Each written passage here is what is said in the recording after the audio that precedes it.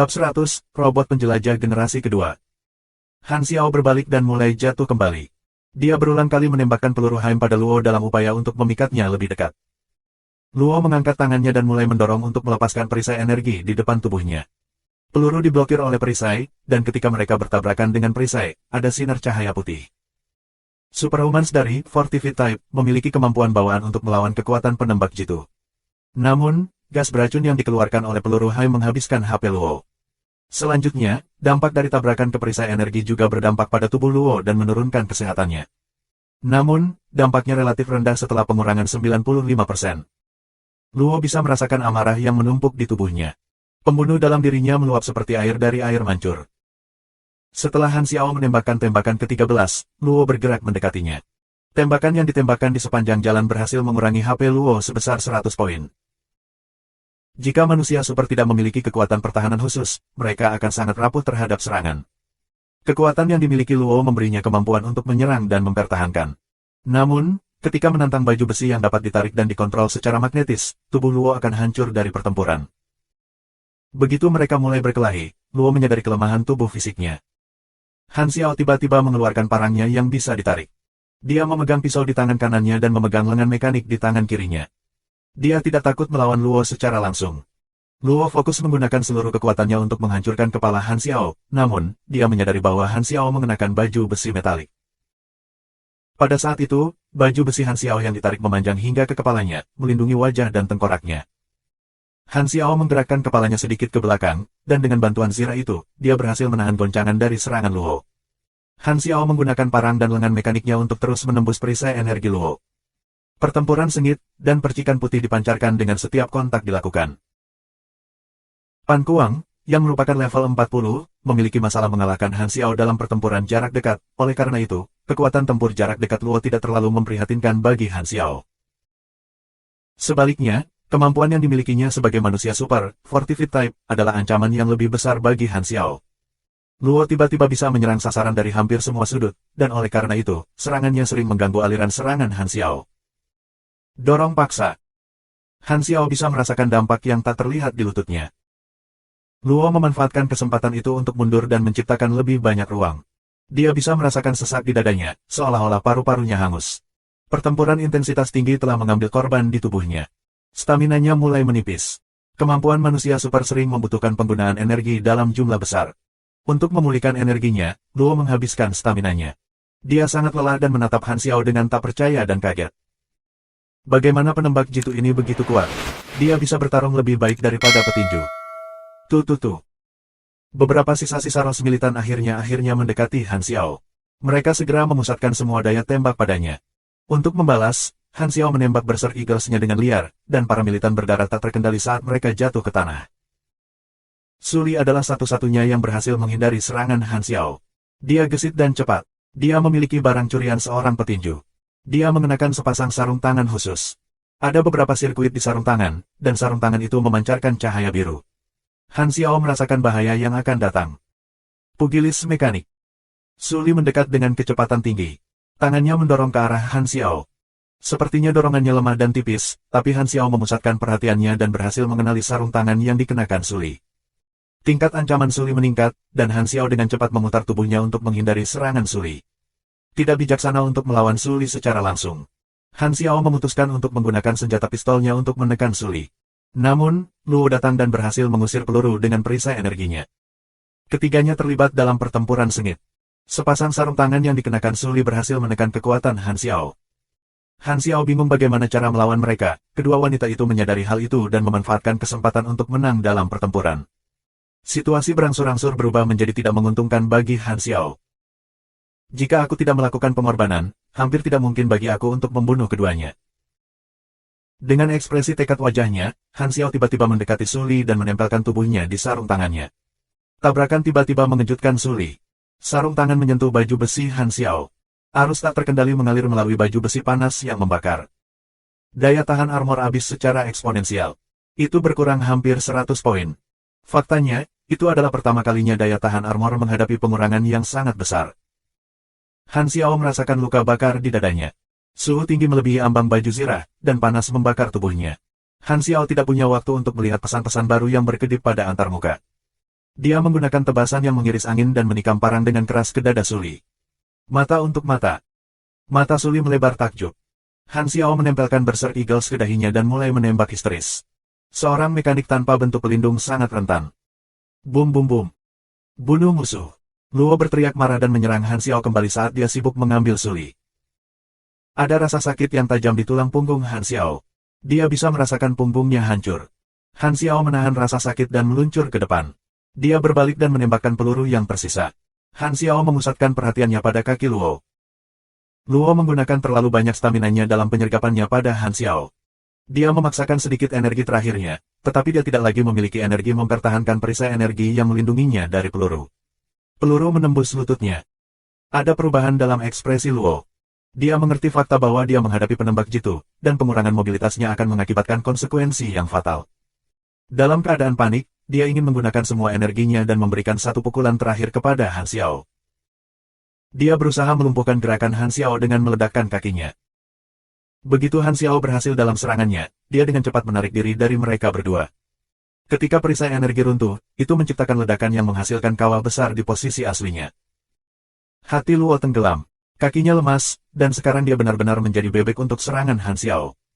Han Xiao melepaskan tembakannya dari jauh, dan yang dia bisa adalah dengan paksa mengusir peluru. Energinya hampir habis, dan keputusasaan memenuhi hatinya. Saastriste, aku selesai. Ledakan, ledakan, ledakan. Han Xiao, yang telah mundur agak jauh, menembakkan senapannya pada platform yang stabil dan menghabiskan semua energi Luo. Akhirnya, sebuah peluru menembus kepalanya. Dia pingsan dengan amarah dan kengganan di matanya. Garis bawah garis bawah garis bawah. Kamu membunuh Luo 30 Latas Latvia. Kamu mendapatkan 12.000 EXP. Han Xiao menghela nafas lega. Dia akhirnya bisa menenangkan indranya. Dia tidak punya waktu untuk mengeluh tentang rasa sakit akibat luka bakar. Dia segera bergerak ke arah tubuh Suli dan mengambil sepasang sarung tangan hitam dari tangannya. Garis bawah garis bawah garis bawah. Kamu telah memperoleh 2 sarung tangan insisor termolistrik. Tanda pisah tanda pisah tanda pisah. Fungsi sarung tangan didasarkan pada teori Basic Thermodynamics yang belum dikuasai Han Xiao. Ada listrik mikro untuk memanaskan transformator yang tertanam di dalam sarung tangan. Sumber daya sarung tangan adalah baterai bertegangan tinggi karena sarung tangan membutuhkan sejumlah besar listrik untuk didukung. Sarung tangan memiliki kekuatan yang sangat besar dan mampu menangani kerusakan berlipat ganda pada logam. Han Xiao memegang sarung tangan untuk penggunaannya sendiri di masa depan. Berbicara tentang itu, Suli adalah musuh pertamanya dari kelas mekanik. Itu juga pertama kalinya dia mengungkapkan perlengkapannya kepada rekan mekaniknya. Pugilis mekanik menggunakan satu jenis atau beberapa jenis mesin pertempuran jarak dekat. Mereka mampu menambahkan efek dan kemampuan khusus ke mesin mereka. Dari gaya bertarung Suli, Han Xiao dapat menyimpulkan bahwa dia adalah pesek mekanik tingkat bawah yang hanya mengandalkan kinerja peralatannya. Beberapa petinju mekanik juga memiliki senjata yang memiliki kemampuan khusus sendiri. Begitu mereka memenuhi prasyarat, mereka dapat mengaktifkan penggunaan senjata tersebut. Dari 4 cetak biru mesin yang dibuat Patwa Lu, salah satu cetak biru menciptakan mesin yang memiliki kemampuan bawaan. Dengan misi akhirnya selesai, sudah waktunya untuk kembali dan mengumpulkan hadiahnya. Gambar Velonia tiba-tiba terlintas di benak Han Xiao, dan dia memutuskan untuk melihat lebih dekat pada Velonia sebelum kembali. Han Xiao mematikan mesin interferensi EMP. Dia melakukan pengecekan kasar terhadap komponen kendaraannya yang rusak dan memperkirakan bahwa perbaikan akan memakan waktu 15 menit. Dia segera memulai pekerjaan perbaikan. Ada sekelompok pengembara di dekat Velonia tadi. Aku bertanya-tanya bagaimana kabar mereka, Han Xiao berpikir dalam hati. Setengah jam yang lalu. Pintu masuk ke Velonia adalah celah di tebing. Para peziarah memanjat tebing dan berhasil mencapai celah. Itu gelap gulita di celah, tetapi sepertinya celah itu memiliki lorong yang mengarah ke suatu tempat. Seorang peziarah muda menyalakan obornya dan menyorotkan cahaya ke gang. Adegan di depan mata mereka mengejutkan mereka semua. Mulut mereka jatuh tak percaya, dan mereka semua tercengang. Ini. Saat Han Xiao sedang memperbaiki kendaraannya, dia merenungkan kelemahan yang dia ungkapkan dalam pertempuran sebelumnya. Gaya bertarungnya saat ini sangat bergantung pada kemampuan menembaknya. Taktik terbaik yang ia gunakan adalah menggunakan tembakannya untuk menarik lawan-lawannya. Namun, kecepatan gerakannya belum mencapai standar, jadi, dia ingin membuat beberapa gadget kecil untuk meningkatkan kecepatannya. Kaki mekanis sepertinya ide yang cukup bagus. Namun, Han Xiao merasa itu terlalu besar. Juga, Han Xiao telah memperoleh pengetahuan dan pengalaman baru untuk membuat gadget yang lebih mobile. Han Xiao masih berusaha meningkatkan kemampuan bertarungnya. Dia ingin membuat pasukan robot untuk memberinya tembakan pelindung yang cukup sehingga mereka dapat membantu mengurangi kelemahannya, memungkinkannya untuk menembak pada tingkat yang relatif lebih rendah.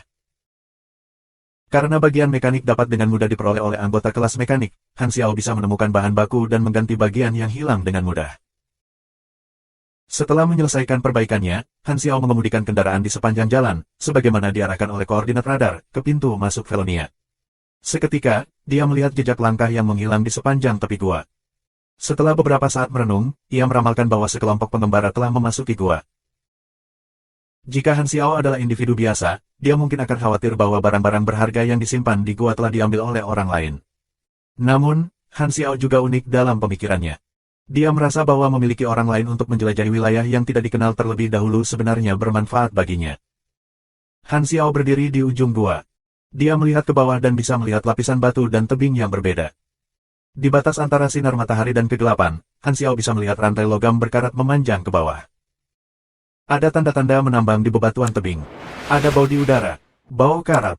Aku belum menjelajahi tempat ini sebelumnya, jadi aku harus turun sekarang. Han Xiao mengambil semua perlengkapannya, memegang obor di mulutnya. Saat dia menuruni tebing berbatu, dia menyorotkan obornya ke bawah. Lebih dekat ke bawah, sinar matahari berangsur-angsur menghilang, dan ia bisa merasakan tepi bebatuan yang melengkung. Sinar matahari menghilang dengan cepat, dan kegelapan menyelimuti sekeliling. Satu-satunya sumber cahaya adalah obor. Suasana mencekam itu mengejutkan Han Xiao. Dia bisa merasakan rasa dingin di tulangnya yang merambat ke hatinya. Dia ingin memperlambat hatinya, yang berdebar sangat cepat, sehingga dia bisa meredakan rasa gugup di dalam dirinya. Setelah turun selama sekitar 3 menit, cahaya dari obornya akhirnya menyentuh tanah. Di dasar jurang ada lantai logam berdebu.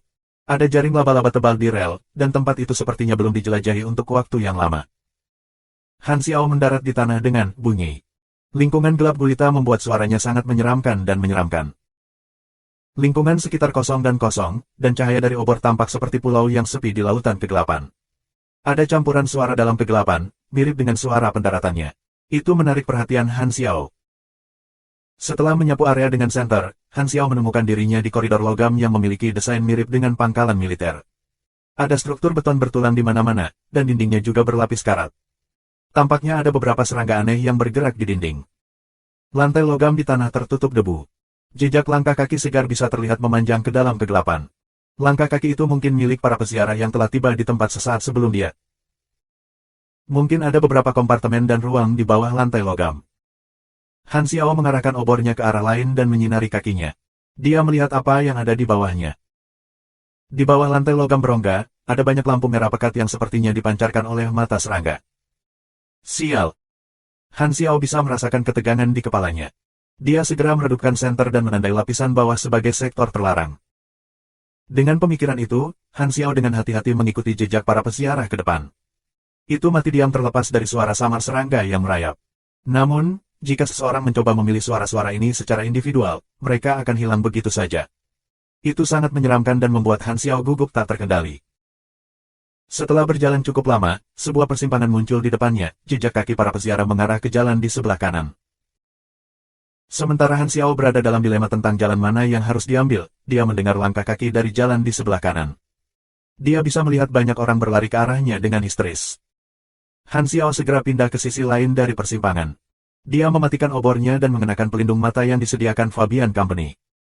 Lari, cepat lari. Seekor monster. Peziarah yang panik berlari keluar dari persimpangan seolah-olah mereka melarikan diri dari makhluk tertentu. Pakaian mereka memiliki banyak noda darah. Juga, ukuran kelompok itu jauh lebih kecil.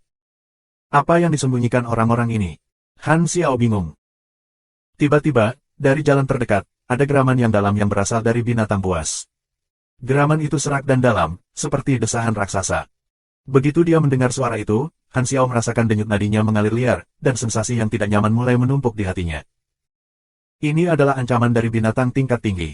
Pasti di atas LV40. Para peziarah tampak ketakutan. Seolah-olah mereka telah melihat sesuatu yang tak terbayangkan. Dengan menggunakan tangan dan kaki mereka, mereka merangkak mundur histeris. Namun, binatang buas itu tidak pernah keluar dari kegelapan. Para peziarah jatuh ke tanah. Mereka lega bahwa mereka telah berhasil melarikan diri dari cengkeraman binatang itu. Tidak ada suara langkah kaki binatang itu. Joel dimakan oleh binatang buas. Tempat ini terlalu menakutkan. Para pesiara menggigil, dan syok jelas tertulis di wajah mereka. Seolah-olah semua energi mereka terkuras habis. Mereka berkata, tempat ini bukan Felonia. Kami tidak akan menemukan hal-hal yang kami inginkan di sini. Ayo pergi dan lanjutkan berburu reruntuhan yang asli. Petik 2. Menurut legenda, reruntuhan magis itu seharusnya misterius dan kuno. Seharusnya ada banyak ukiran yang tak bisa dipahami. Reruntuhan juga merupakan kota yang terbuat dari batu dan batu-batu besar. Namun, mereka berada di basis logam buatan manusia. Di dinding, ada simbol yang terlihat seperti lambang kerajaan kuno. Tempat itu mungkin merupakan fasilitas militer rahasia kerajaan kuno. Para pesiara menjadi tenang. Seorang pesiara muda berkata, mungkin tempat ini memang Felonia yang telah kita cari. Bekas negara kami menemukan reruntuhan Felonia dan memutuskan untuk membangun fasilitas untuk mempelajari harta karun reruntuhan. Petik 2. Harta karun gurun adalah harta yang disebutkan dalam legenda Felonia. Selama seseorang memiliki harta, seseorang akan dapat mengendalikan gurun somar. Para pesiara tua menggelengkan kepala dan berkata dengan tawa pahit, tidak mungkin. Jika kerajaan kuno memiliki harta karun, mengapa rezim dihancurkan? Petik 2. Ini bukan tempat yang kita cari. Reruntuhan asli Felonia harus disembunyikan di sudut gurun yang lain. Petik 2. Pesiara tua itu terdengar tegas dan tegas.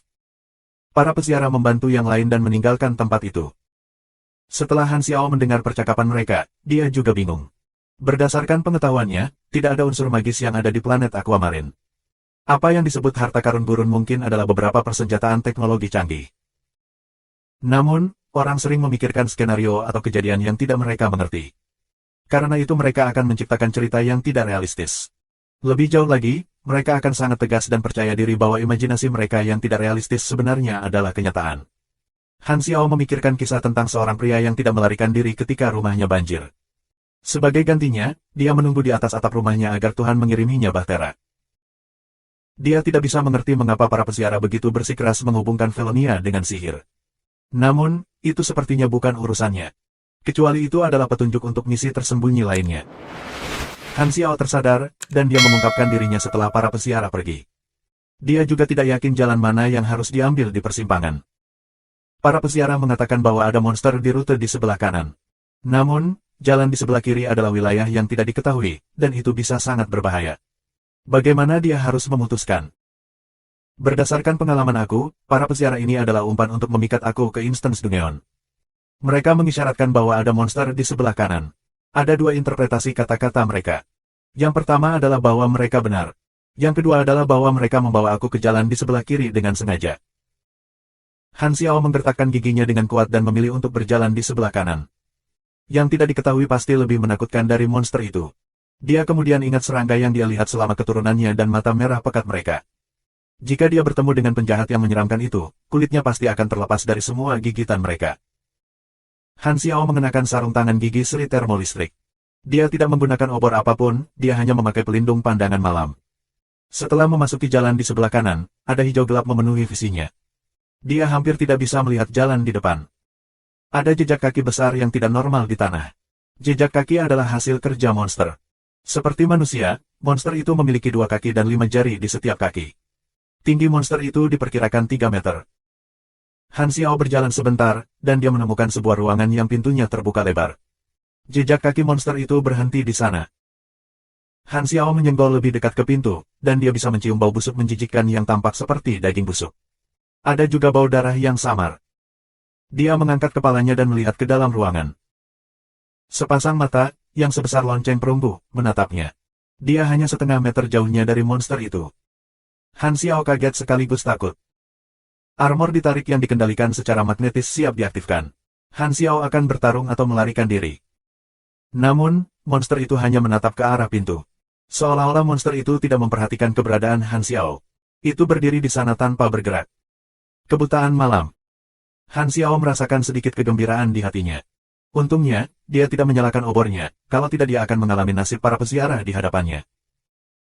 Berdiri setinggi 3 meter, monster itu memiliki bentuk manusia, dan lapisan otot bisa terlihat di tubuhnya. Otot-otot menumpuk seperti bukit kecil. Namun, tubuh berotot tidak terlihat estetis. Alih-alih, otot-otot memanjang mematikan orang. Otot-ototnya juga membusuk. Bahkan ada lubang di daerah-daerah tertentu, dan belatung-belatung montok bisa terlihat merangkak di sekitar daging yang membusuk. Dibandingkan tubuhnya yang besar, kepala dan leher makhluk itu sangat kecil. Kulit monster itu direntangkan ketat oleh otot-otot. Wajah makhluk itu juga terlihat tidak proporsional. Melihat wajahnya, seseorang akan secara otomatis memikirkan individu abnormal lainnya, seperti iblis cacat dan Sun Knight. Han Xiao memindai tata letak ruangan. Ada banyak peralatan medis dan 4 buah yang mungkin digunakan untuk eksperimen. 2 buah polong telah dihancurkan. Salah satunya ditutup. Hanya ada 1 pot gratis yang tersedia untuk digunakan. Ada tabung pengiriman cair di polong. Mereka melekat pada wadah transparan yang hanya memiliki noda cairan seperti neon yang tersisa. Han Xiao bergerak mundur dengan hati-hati. Ketika dia menyadari bahwa monster itu masih tidak bergerak, dia menghela nafas lega. Dia berjalan menyusuri koridor dan dengan cepat mencapai gerbang logam kedua dan ketiga. Semua gerbang yang berkarat semuanya dikunci rapat oleh penghalang logam lainnya. Pembaca kartu sangat berkarat sehingga tidak bisa lagi digunakan. Han Xiao tidak menyerah karena itu. Dia mengambil card reader terpisah untuk memeriksa modelnya. Aku tidak tahu. Itu tidak penting. Tempat ini adalah fasilitas militer rahasia beberapa dekade yang lalu. Namun, fasilitas itu ditinggalkan beberapa tahun yang lalu, dan itu mungkin situs yang digunakan untuk eksperimen biokimia. Eksperimen itu mungkin gagal, atau bisakah mereka berhasil? Makhluk berotot benar-benar tidak terlihat seperti organisme biologis normal. Tunggu, koridornya tidak bisa terlalu lama. Seberapa besar basis ini sebenarnya? Ada keheningan di sepanjang koridor gelap. Yang lebih dalam berkelana ke koridor, semakin gelap. Bahkan Night Vision Visor hanya memiliki radius visibilitas 5 meter. Lingkungan sekitarnya lebih dari itu adalah misteri bagi Han Xiao. Untungnya, dia beruntung tidak memiliki klaustrofobia atau fobia kegelapan. Han Xiao merasa seperti sedang berjalan di ujung pisau, bahaya sepertinya sudah dekat. Meskipun Han Xiao bukan ayam, dia bisa merasakan keringat dingin keluar dari semua area tubuhnya. Itu adalah reaksi bawaan dari semua makhluk hidup yang akan menghadapi bahaya yang akan datang, yang tidak diketahui. Han Xiao tahu bahwa menjadi terlalu gugup akan memengaruhi kemampuannya untuk membuat keputusan yang baik dengan cepat pada saat-saat yang penuh tekanan. Dia mulai melantunkan sesuatu untuk menenangkan sarafnya. Tetap tenang bahkan ketika langit runtuh. Angin sepoi-sepoi begitu menenangkan. Ombaknya tidak berombak. Ketinggian gunung tidak masalah. Akan ada peri. Seekor kuda mungkin sudah tua, tetapi masih ambisius. Petik 2. Sebenarnya, Han Xiao juga tidak yakin dengan apa yang dia gumamkan. Namun, setelah nyanyiannya, dia tidak lagi merasa gugup. Sepanjang jalan, dia melihat lebih dari 10 gerbang, tetapi hanya yang mengarah ke ruangan tempat binatang itu dibuka. Sisa gerbang semuanya tertutup rapat. Akhirnya, ia mencapai ujung koridor, dan sebuah gerbang yang lebih besar berdiri di depan matanya. Itu mungkin ruang utama. Penghalang logam lebih rendah sepertiga dari jarak, dan dia bisa memasuki ruangan. Itu adalah kamar kedua yang bisa dimasuki seseorang. Berdasarkan logika di balik instance Dungeon, mungkin ada beberapa informasi yang berguna di sana. Ruangan itu tampak seperti lab raksasa. Ada mesin-mesin berkarat di mana-mana, dan pot percobaan duduk di tengah ruangan. Sepertinya tidak ada bahaya. Debu di ruangan mencekiknya, dan bau busuk yang menyengat memenuhi hidungnya. Ada mayat di atas meja, dan itu layu, ada potongan kain yang robek di tubuhnya, dan Han Xiao samar-samar bisa mengatakan bahwa potongan-potongan kain itu milik jas lab putih. Han Xiao menemukan sebuah buku di meja dekat mayat. Dia menyeka debu dari sampul buku dalam upaya untuk menemukan beberapa informasi yang berguna. Setelah melihat lebih dekat, dia menyadari itu adalah buku harian. Tanggal 13 Juli. Profesor memodifikasi serum Velonia untuk ke-67 kalinya dan menyuntikkannya ke tikus laboratorium. Efeknya luar biasa dan telah melampaui harapan kami.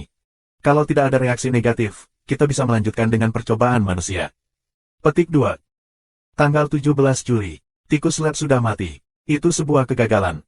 Penyebab kematian adalah kegagalan organ. Profesor itu kecewa. Dia mengunci diri di kamarnya. Aku bisa mendengarnya menghancurkan barang-barang di kantornya. Laporan laboratorium untuk eksperimen tidak ada. Petik 2. Tanggal 20 Juli. Profesor bersikeras melakukan uji coba manusia. Para atasan menyetujui permintaan profesor. Ini gila. Apakah mereka semua lupa tentang eksperimen 000? Laporan laboratorium untuk percobaan ini sobek dan hilang. Petik 2. Tanggal 26 Juli. Pangkalan itu mengeluarkan serangkaian peraturan baru. Semua peneliti seharusnya menyerahkan perangkat elektronik mereka. Kami tidak diizinkan untuk terhubung ke jaringan eksternal apapun. Apakah kita akan dikalahkan? Petik 2. Tanggal 5 Agustus. Ini adalah hari ke-7 eksperimen 008. Subjek manusia dalam kondisi stabil. Tidak ada perubahan khusus dalam subjek. Profesor itu sedih. Petik 2. Tanggal 11 Agustus. Para atasan mengirimkan perintah agar kami mundur. Pertempuran tidak berjalan baik bagi pihak kita, dan kita harus menjaga sumber daya apapun yang tersisa. Semua orang merasa takut. Seperti biasa, Profesor tidak mau menghadapi kenyataan bahwa kita telah dikalahkan. Aku telah mempersiapkan diri secara mental untuk hasil ini. Aku perhatikan bahwa penjaga yang melindungi pangkalan telah menjadi lebih jarang selama beberapa bulan terakhir. Itu mungkin karena fakta bahwa sebagian besar dari mereka dikerahkan ke garis depan sebagai bala bantuan. Sialan, jika aku tidak meninggalkan jabatan aku sebagai dokter militer, aku tidak akan terjebak dalam fasilitas yang menyedihkan ini. Semua orang terlihat sangat muram di sini. Tidak ada kehidupan. Aku benci tempatnya. Petik 2. Tanggal 14 Agustus. Kami akan mundur besok. Kami menuju ke pangkalan 03 untuk mencari perlindungan. Tidak banyak waktu. Kami mencadangkan semua data yang terkait dengan Felonia Serum. Para penjaga sangat kasar. Mereka ingin meledakkan seluruh fasilitas. Profesor itu membawa beberapa serum. Sisa serum semua hancur. Petik 2. Entri dalam buku harian itu berhenti di sana. Han Xiao membalik ke depan, tetapi dia tidak dapat menemukan informasi yang lebih berharga. Banyak halaman yang diambil dari buku harian itu. Mayat-mayat di samping jelas menunjukkan bahwa orang-orang di fasilitas itu tidak berhasil melarikan diri. Kecelakaan pasti terjadi antara tanggal 14 Agustus dan tanggal 15 Agustus yang mengakibatkan kematian para peneliti dan penjaga di fasilitas tersebut. Juga, sebagian besar dari mereka telah meninggal di ruang bawah tanah. Itu menjelaskan cacing necro mata merah yang tak terhitung jumlahnya yang aktif di ruang bawah tanah yang dilihat Han Xiao. Cacing-cacing itu memakan mayat-mayat. Apa itu serum Felonia? Han Xiao tertarik dengan serum itu. Dia tiba-tiba teringat cairan kering di pot eksperimental lab sebelumnya. Pasti itu yang tersisa dari serum. Buku harian itu juga mencatat bahwa Profesor memiliki serum. Tubuh Profesor kemungkinan besar di ruang bawah tanah. Han Xiao tidak tertarik memasuki area terlarang. Karena itu, mungkin baginya tidak mungkin mendapatkan serum. Sepertinya tidak akan ada penemuan menarik kali ini. Han Xiao menggelengkan kepalanya karena kecewa. Dia kemudian melihat ke atas dan mengambil napas dalam-dalam. Dia melihat kotak balok di tengah meja. Dia berjalan ke sana dengan tergesa-gesa dan membuka penutup kotak. Ada 3 tabung serum fluorescen di dalam kotak. Pada saat itu, sebuah perkataan kuno terlintas di benaknya. Di saat putus asa, akhirnya akan ada cahaya. Apa yang kamu cari dengan susah payah sebenarnya dapat diperoleh dengan mudah. Bahkan, tepat di depan mata kamu jika berbalik dan melihat lebih dekat. Han Xiao menatap tubuh di atas meja. Dia menggigit bibirnya dan bertanya-tanya pada dirinya sendiri, bisakah mayat itu menjadi profesor? Han Xiao meraih ketiga serum dan memindai melalui cairan di tabung. Di mana di bumi kamu menemukan serum dengan warna aneh? Garis bawah garis bawah garis bawah garis bawah. Kamu memperoleh Felonia Serum tidak lengkap X3. Serum Felonia tidak lengkap ini adalah serum dengan kemampuan obat untuk meningkatkan kemampuan fisik seseorang. Formula belum disempurnakan. Setelah penggunaan serum, mutasi adalah kemungkinan yang berbeda. Catatan, ini adalah 3 serum Felonia yang tersisa. Tanda pisah tanda pisah tanda pisah. Serum biokimia. Serum tanpa formula yang teruji dan terbukti sangat berbahaya. Serum yang aku miliki adalah produk yang tidak lengkap. Sangat mungkin terjadi mutasi jika aku menyuntikkan serum ke tubuh aku. Aku mungkin akan menjadi binatang berotot yang baru saja aku lihat. Han Xiao merasakan dingin menggigil di punggungnya. Mungkin tidak ada lagi yang tersisa di sini. Aku akan meninggalkan tempat ini sesegera mungkin. Tempat ini sangat menyeramkan. Han Xiao berbalik dan melihat tatapan monster berotot yang berdiri di sana diam-diam. Monster itu mengangkat lengannya yang berotot dan membantingkan tangannya ke arah Han Xiao seolah dia seekor lalat. Ada perubahan tekanan udara dari kekuatan besar yang diberikan oleh tangan, mencekik Han Xiao. Saat bau busuk memenuhi lubang hidungnya, Han Xiao dengan cepat meluncur untuk menghindari serangan seperti seorang pengadu lumpur. Serangan monster itu melewatinya beberapa milimeter, angin kencang meniup rambutnya menjadi berantakan. Ketika telapak tangan monster itu menyentuh tanah, ada ledakan besar. Sebuah penyok diciptakan di tanah, dan debu juga bisa terlihat naik ke udara. Han Xiao segera menahan napas dan menyipit untuk mencegah debu memasuki tubuhnya.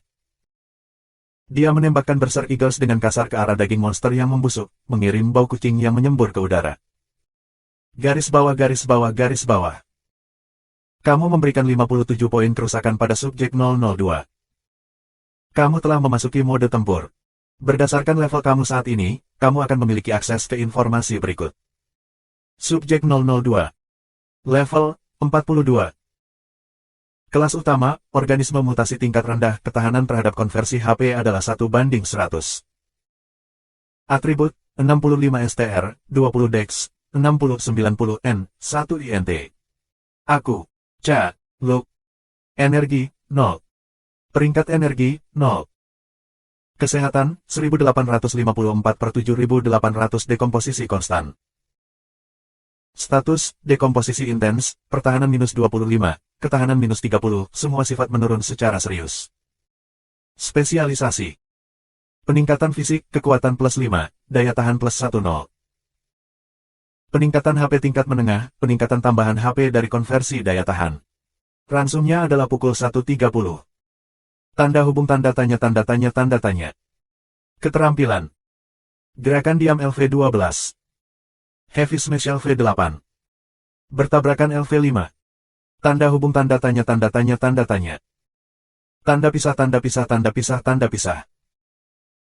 Meskipun untuk pemain normal, level profesional biasanya dibatasi pada LV10, ada beberapa profesi yang memungkinkan untuk level yang lebih tinggi. Organisme mutasi tingkat rendah adalah salah satu kasus khusus. Saat Han Xiao menembakkan kedua pistolnya secara terus-menerus ke sasaran, peluru berdiameter besar menghantam tubuh subjek 002, membentuk lubang di tubuh monster itu. Dengan setiap tembakan, ledakan terdengar melalui pangkalan. Keributan itu terlalu berat untuk aku tangani. Aku harus mengakhiri pertempuran dengan cepat. Han Xiao memiliki hati yang berat. Untungnya, subjek 002 berada dalam kondisi fisik yang agak buruk. Jika monster itu memiliki HP penuh, akan sulit baginya untuk melarikan diri. Subjek 002 tampaknya tidak dapat merasakan sakit. Itu menundukkan kepalanya dan menerobos ke arah target. Han Xiao merasa seperti kereta uap menerkamnya. Dengan cepat menyimpan pistolnya, dia mengeluarkan pedangnya. Dia menebas parang yang bisa ditarik keras ke tengkorak monster itu. Dengan dang, bilahnya menembus tajam ke tengkorak. Pus keluar dari kepala monster itu. Han Xiao juga terkena serangan monster itu. Dia hanya punya waktu untuk meletakkan tangannya di depannya, dan rasanya seperti dia menghadapi badak liar. Dia tidak dapat menjaga keseimbangan dan bergerak mundur. Saat bergerak kembali, ia menabrak dua platform percobaan dan bisa merasakan sakit yang tajam di tulang pinggulnya. Ada juga rasa sakit akut di dadanya yang membuatnya sesak napas. Beberapa luka yang diderita oleh Han Xiao muncul di layar antarmuka. Bila Han Xiao masih tersangkut di tulang dan daging subjek 002. Kucing kekuningan itu mengalir keluar dari luka dengan mulus. Monster itu berusaha menggeram dalam kemarahan, tetapi ia hanya bisa membuat jeritan karena pita suaranya juga membusuk. Tinju monster itu ditembakkan dengan cepat, menciptakan hembusan angin kencang yang membawa debu. Namun, gerakan pukulan yang dilemparkan oleh monster itu dengan mudah terlihat bagi Han Xiao. Tabrakan yang dia alami sebelumnya jelas merupakan keterampilan monster yang tidak bisa digunakan berulang kali. Han Xiao juga ingin mengamati apakah musuh memiliki kelemahan spesifik. Kesimpulannya jelas. Monster itu benar-benar tidak punya otak dan bisa menggerakkan tubuhnya bahkan ketika otaknya sedang diretas. Han Xiao menghindari tinju monster itu. Dia dengan cepat pindah ke bagian belakang subjek 002 dan mengaktifkan sarung tangan gigi seri termolistrik. Dia menekankan sarung tangan pada musuh, dan cahaya biru pucat dilepaskan dalam kegelapan. Sarung tangannya sangat panas, dan panas membakar jaringan otot busuk monster itu. Ada bau hangus yang intens di udara. Han Xiao berhasil mengambil organ dalam yang lengket dari monster itu. Dia mencoba merobeknya keras dengan tangannya, dan asap putih muncul di udara. Subjek 002 terus-menerus mencoba melambaikan tangannya dan menyerang Han Xiao, tetapi Han Xiao berhasil menghindari serangan. Sarung tangan gigi insisor termolistrik mampu menyebabkan kerusakan tinggi pada musuh secara terus-menerus. Dalam waktu kurang dari 10 detik, itu menimbulkan kerusakan total sekitar 800 HP. Panas dari sarung tangan berhasil membakar tubuh monster itu. Setelah berkedip beberapa kali, cahaya dari sarung tangan menghilang, menunjukkan bahwa baterai yang memberikan daya ke sarung tangan telah habis. Baterai yang memberi daya pada sarung tangan hanya dapat menopang aktivitas sarung tangan selama beberapa menit. Sulitlah menggunakan sarung tangan sebelum Han Xiao mengambilnya darinya, dan Han Xiao berhasil menghabiskan sedikit energi terakhir yang tersisa di baterai sarung tangan. Han Xiao mundur dengan cepat, dan dengan memanfaatkan kegesitan dan kelincahannya, dia berhasil menghindari serangan monster. Monster itu seperti makhluk tingkat rendah dengan kecerdasan hampir nol. Meskipun secara fisik kuat, itu tidak sebanding dengan kecepatan dan kecerdasan Han Xiao. Hanya tuduhan monster yang dianggap mengancam. Han Xiao memanfaatkan medan dan rintangan di sekitarnya untuk menghindari serangan monster itu dan akhirnya mengalahkan monster itu dengan tembakannya yang tidak pernah berakhir. Monster itu berputar dengan goyah di tempat seperti mabuk sebelum jatuh ke tanah. Monster itu berhenti bernapas, dan kucing itu keluar dari luka tembak monster itu. Garis bawah garis bawah garis bawah garis bawah. Kamu membunuh subjek 002 LV42. Kamu mendapatkan 32.000 EXP. Garis bawah garis bawah garis bawah garis bawah. Saat kamu membunuh musuh yang 10 tingkat lebih tinggi, akan ada penambahan pengalaman sebesar 280%. Total pengalaman yang didapat adalah 89.600. Tingkat kontribusi kamu, 23,7%. Kamu mendapatkan poin pengalaman tambahan 21.235, 23,7%. Tanda pisah, tanda pisah, tanda pisah. Suara mengocok bisa terdengar. Itu tumbuh lebih keras. Suara itu mengelilingi seluruh area. Anggota badan mulai menonjol keluar dari celah di lantai logam. Han Xiao menyadari bahwa ada sesuatu yang salah. Ekspresinya berubah drastis, dan dia mulai melarikan diri ke tempat dia berasal. Ada ledakan besar dari jauh yang terdengar seperti tabrakan antara benda-benda logam. Ada juga auman dari binatang buas, dan mereka terdengar seperti sedang menuju ke arah Han Xiao. Semua tanda menunjukkan bahwa meskipun dia telah berhasil menghapus subjek 002, dia telah memicu aktivitas sesuatu yang lain. Han Xiao berhasil membunuh subjek 002. Namun, seperti yang dicatat oleh buku harian itu, subjek terakhir dari serangkaian percobaan adalah subjek 008, dan itu berarti ada beberapa monster lagi seperti subjek 002. Mungkin, monster ini bahkan lebih kuat dan berkeliaran di berbagai sudut pangkalan. Karena Han Xiao sudah mendapatkan apa yang diinginkannya, sudah waktunya baginya untuk melarikan diri. Mengabaikan segala macam suara menyeramkan, Han Xiao melarikan diri dari pangkalan dengan kecepatan cahaya. Dia berhasil meninggalkan daerah itu dengan aman dan mulai merangkak kembali ke atas tebing. Cahaya dari matahari menghantam tubuhnya, dan dia akhirnya bisa menenangkan indranya. Fasilitas yang ditinggalkan memiliki suasana yang terlalu menyeramkan. Seolah bahaya ada di mana-mana. Dia merasa seperti berjalan di atas tali di udara. Untungnya, dia berhasil mendapatkan 3 tabung Velonia Serum, dan Han Xiao tidak bisa membayangkan nilai serum ini. Namun, dia tidak punya waktu untuk memeriksa hasil jarahannya. Kelompok-kelompok militer yang berbeda di Gurun Somar akan segera tiba setelah menemukan peristiwa yang terjadi di daerah tersebut. Dengan pemikiran itu dalam pikiran, Han Xiao meninggalkan area dengan jeepnya. Sekitar 1 jam setelah Han Xiao meninggalkan tempat kejadian, armada kendaraan tiba di pintu masuk Velonia. Mereka semua memandangi pintu masuk gua dengan kaget. Mereka kemudian memberitahu sponsor kaya mereka tentang penemuan mereka. Kelompok-kelompok militer yang berbeda semuanya memandang harta karun Velonia yang tersembunyi, dan mereka bersedia memperjuangkannya untuk mencapai tujuan mereka. Para pemimpin milisi ini mengirimkan perintah kepada pasukan mereka untuk menjelajahi fasilitas itu. Para militan akhirnya menunda pertempuran dan mengirim kelompok pengintai ke fasilitas itu. Banyaknya orang yang memasuki fasilitas membuatnya tampak kurang menyeramkan dan menakutkan. Ada desert necro cacing di ruang bawah tanah. Katakan pada seseorang di bagian atas untuk menjatuhkan pelempar api ke bawah. Penyembur api mulai meludahkan api melalui lantai logam ke kompartemen basement tempat cacing-cacing itu aktif. Cacing-cacing menjerit saat mereka dilalap api. Campuran bau cacing yang terbakar dan bau busuk dari fasilitas itu memuakkan. Cacing desert necro relatif pendek, kurang dari 10 cm, dan mereka tampak seperti kelabang dengan cangkang mirip kumbang. Ada antena di kepala cacing, dan mata merah mereka juga bisa terlihat. Mereka memiliki penjepit yang bisa mengiris tulang seseorang dan juga bisa digunakan untuk menelan mangsa mereka. Ada puluhan ribu cacing semacam itu di fasilitas itu, dan gelombang cacing mulai membalas. Cacing-cacing itu merangkak dan mendekati para militan dari 2 arah. Berbagai milisi memutuskan untuk bekerja sama dalam pertahanan melawan cacing-cacing ini. Mereka menggunakan pelontar api dan peluru untuk mendorong kembali gelombang cacing. Ketika situasi mulai stabil, cacing-cacing itu tiba-tiba menyebar, dan beberapa makhluk busuk menerobos keluar. Mereka tidak peduli dengan peluru atau api dan menembus formasi yang dibuat oleh pasukan. Para militan tercengang. Apa itu? Mereka terlihat sangat menjijikkan. Petik 2. Pertahankan formasi. Brengsek, cacing itu menyerang posisi kita. Bunuh monster itu dulu. Tunggu, ada 3 monster. Kita perlu cadangan. Aku ulangi, kita perlu cadangan. Petik 2. Suara tembakan terus berlangsung beberapa saat sebelum adegan itu hening. Ada cacing yang terbakar dan cangkangnya di mana-mana. Para monster telah dihajar sampai mati oleh peluru dan bara api. Para militan juga menderita kerugian besar. Satu-satunya hiburan adalah bahwa mereka telah memenangkan pertempuran.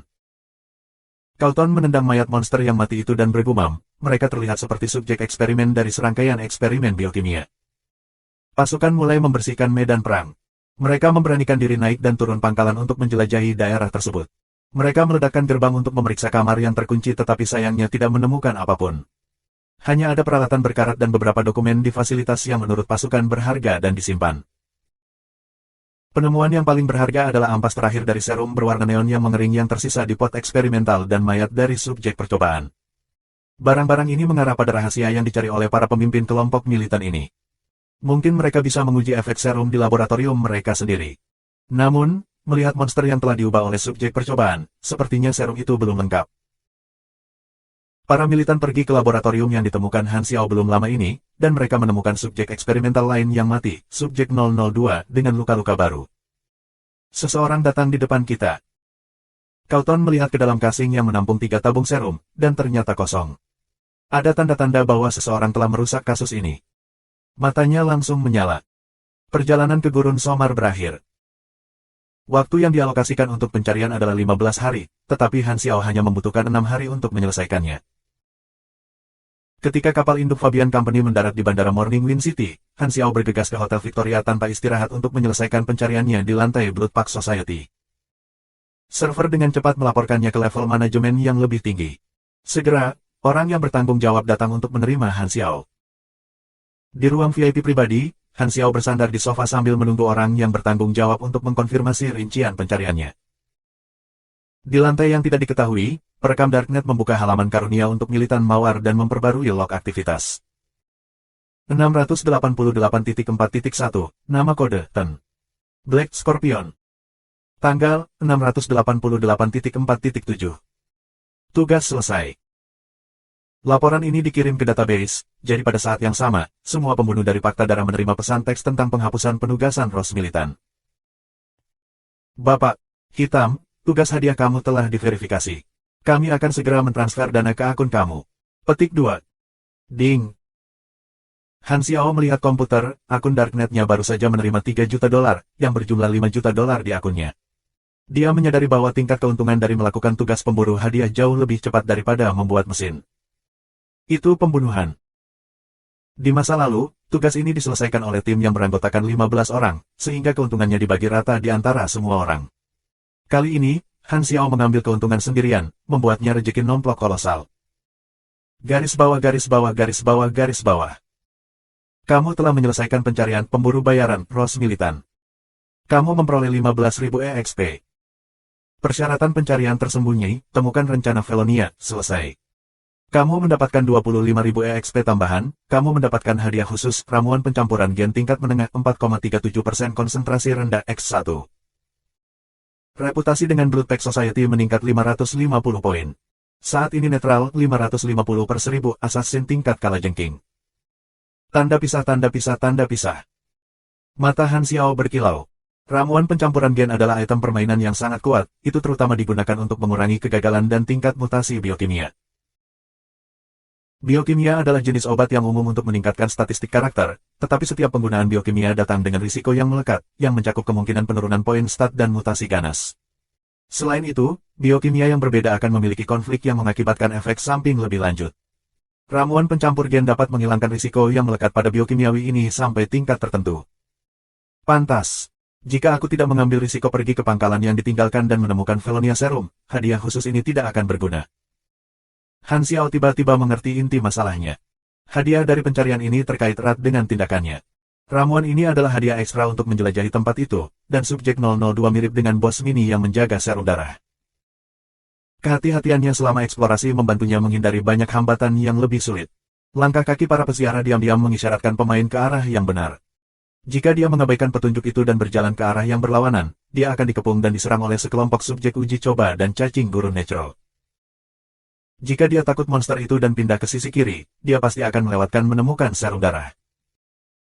Dan jika dia pindah ke sisi kanan saat menggunakan obor, dia akan memicu pertempuran dengan subjek 002 di gerbang pertama. Lorong kecil tidak akan memungkinkannya untuk menghindar dan bergerak maju dengan benar. Dia sangat mungkin telah mundur. Terakhir, jika dia terus mengeksplorasi dengan rakus setelah mendapatkan serum darah, dia akan menderita konsekuensi yang sama dengan skenario pertama. Hadiah itu benar-benar kejutan yang menyenangkan, Han Xiao tidak sabar untuk merisetnya. Setelah menyerahkan tugas, dia bangkit dan hendak pergi. Namun, penanggung jawab tiba-tiba berkata, Mir. Hitam, bolehkah aku meminta kamu untuk tinggal di Morning Wing City selama 2 hari? Seorang tamu penting ingin bertemu dengan kamu. Petik 2. Tamu penting. Han Xiao bingung. Seorang utusan dari keluarga Rothschild, klien untuk tugas militan mawar. Dia berharap bisa bertemu denganmu. Petik 2. Mungkinkah itu berkaitan dengan Felonia? Mata Han Xiao berkedip sebelum dia berkata, tolong beritahu dia bahwa aku akan senang bertemu dengannya. Orang yang bertanggung jawab sangat senang. Baik-baik saja maka. Han Xiao meninggalkan Hotel Victoria dan kembali ke markas Antonio. Dia segera memasuki bengkel sementara dan mengeluarkan serum Velonia dan ramuan pencampur gen. Serum Velonia memiliki fluoresensi kuning. Itu disegel dengan baik dan dengan demikian tidak memburuk setelah bertahun-tahun. Ramuan pencampur gen sama padatnya dengan merkuri, dan memiliki sedikit kilau seperti bintang mengkilap yang membuatnya berkilau. Untuk menggunakan atau tidak menggunakan? Itu pertanyaannya. Serum Velonia adalah item permainan rahasia yang belum pernah dilihatnya sebelumnya. Ramuan pencampuran gen akan sangat mengurangi risiko menggunakannya, jadi itu agak aman. Setelah Han Xiao menghitung peluang keberhasilannya, ia memutuskan untuk melempar dadu. Dengan bantuan ramuan pencampuran gen, bahkan jika serumnya gagal, ia tidak akan menjadi seperti subjek tes yang berotot dan tampak jelek. Dia mengeluarkan jarum suntik dan kateter. Dia kemudian menusukkan jarum suntik ke dalam pembuluh darah di lengannya, menyuntikkan ramuan pencampur gen terlebih dahulu. Sensasi dingin dan menyegarkan dibawa oleh sirkulasi darahnya dan didistribusikan ke seluruh tubuhnya. Dia merasa seolah-olah dia baru saja makan es krim yang menyegarkan di panasnya musim panas. Pikirannya secara bersamaan tenang. Ramuan pencampur gen itu tidak berbahaya bagi tubuh, dan jika itu tidak diaktifkan oleh biokimia, efeknya secara bertahap akan hilang. Han Xiao mengambil luas sebelum ia mulai menyuntikkan serum darah. Serum fluoresens melewati kateter dan memasuki aliran darahnya. Perasaan bengkak tubuhnya langsung terasa. His, Han Xiao mengertakkan gigi. Dia sesak karena rasa sakit luar biasa yang dia rasakan di seluruh tubuhnya. Dia merasa seolah-olah bagian dalam tubuhnya telah diledakkan menjadi pasta, tulang-tulang hancur menjadi abu, pembuluh darah pecah, dan otot-otot meleleh. Rasa sakit yang tak tertahankan menghantam otaknya tanpa henti, dan dia hampir pingsan. Para pemain, nyata, hanya perlu mengandalkan bila kemajuan untuk menggunakan item dalam game dan membuat mesin. Karena itu, rasa sakit maksimum yang bisa mereka rasakan terbatas. Tapi Han Xiao harus mengalami rasa sakit di dunia nyata. Tentu saja, bisa mengalami kenyataan lebih menguntungkan baginya. Dia sudah mendapatkan banyak manfaat darinya. Rasa sakit sejati hanyalah biaya yang diperlukan dari kesepakatan itu. Setelah beberapa waktu yang tidak diketahui, rasa sakit yang luar biasa itu secara bertahap mereda. Mata Han Xiao dipenuhi dengan pembuluh darah, dan dia menghembuskan banyak udara keruh. Dia merasa sarafnya menderita siksaan yang mengerikan. Dia melihat tubuhnya dan senang menemukan bahwa itu tidak berubah. Dia tidak menjadi monster berotot. Itu masih tubuh yang terlihat tampan dan sama tua. Dia tidak memiliki energi untuk membaca antarmuka selama proses, tetapi sekarang setelah selesai, dia menyadari bahwa itu dibanjiri dengan garis-garis informasi. Garis bawah garis bawah garis bawah garis bawah. Kamu menggunakan Velonia Blood Serum tidak lengkap. Kemajuan mutasi, 12%. Mutasi berhasil. Tingkat kegagalan dikurangi oleh ramuan pencampur gen. Garis bawah garis bawah garis bawah garis bawah. Kamu menggunakan Velonia Blood Serum tidak lengkap. Kemajuan mutasi, 46%, mutasi berhasil. Garis bawah garis bawah garis bawah garis bawah. Kamu menggunakan Velonia Blood Serum tidak lengkap. Kemajuan mutasi, 73%, mutasi berhasil. Garis bawah garis bawah garis bawah garis bawah. Kamu menggunakan Velonia Blood Serum tidak lengkap. Kemajuan mutasi, 100%. Mutasi selesai. Kompatibilitas, bagus. Kamu mendapatkan 3 kekuatan dan 5 daya tahan. Kamu memperoleh kemampuan, Basic Strength and Life. Garis bawah garis bawah garis bawah garis bawah. Han Xiao tercengang. Dia melirik papan statnya dengan pandangan tidak percaya saat kemampuan baru, Basic Strength and Life muncul. Aku memiliki kemampuan molding. Han Xiao benar-benar terkejut. Ada jenis kemampuan khusus yang disebut kemampuan molding.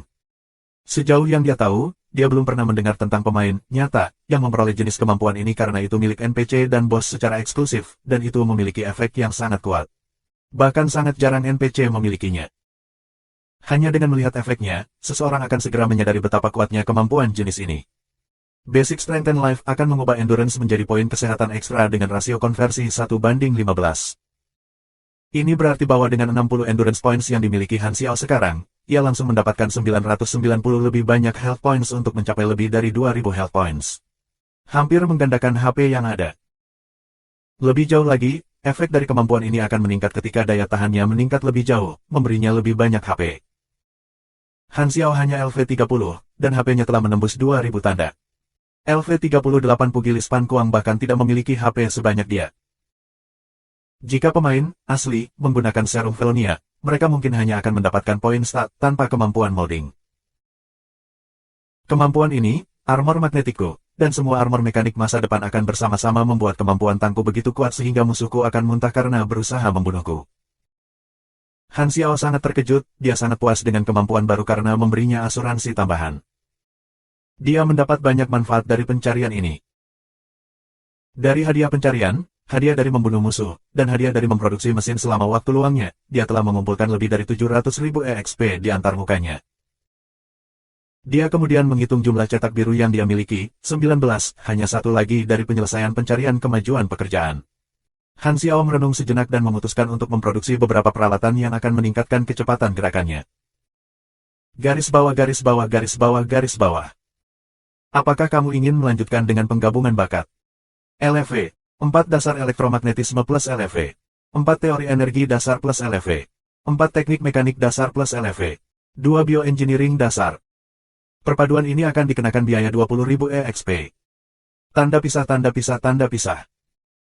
Kisaran cetak biru yang akan ia dapatkan dari perpaduan ini cukup besar. Han Xiao tidak yakin apakah dia akan mendapatkan peralatan yang dia inginkan atau tidak. Dia mempersiapkan dirinya untuk melebur 3 kali, dan jika dia tidak berhasil setelah 3 upaya, dia akan mencoba menciptakannya sendiri. Pada percobaan ketiga, Han Xiao memperoleh cetak biru untuk item yang ia butuhkan, sepatu skating. Han Xiao menggaruk kepalanya. Dia telah menghemat waktu yang diperlukan untuk menciptakan sepatu sendiri dengan berhasil mendapatkan cetak biru yang diinginkan pada percobaan ketiga, tetapi salah satu dari 2 cetak biru lainnya adalah cetak biru yang sama sekali tidak berguna. Dia tidak yakin apakah dia harus menganggap dirinya beruntung atau tidak beruntung. Skating shoes, juga dikenal sebagai sepatu bot elektromagnetic hover, dapat dikenakan oleh seseorang atau dipersenjatai dengan robot kecil, dan mereka dapat sangat meningkatkan kecepatan gerakan tanpa menghalangi kemampuan menghindar.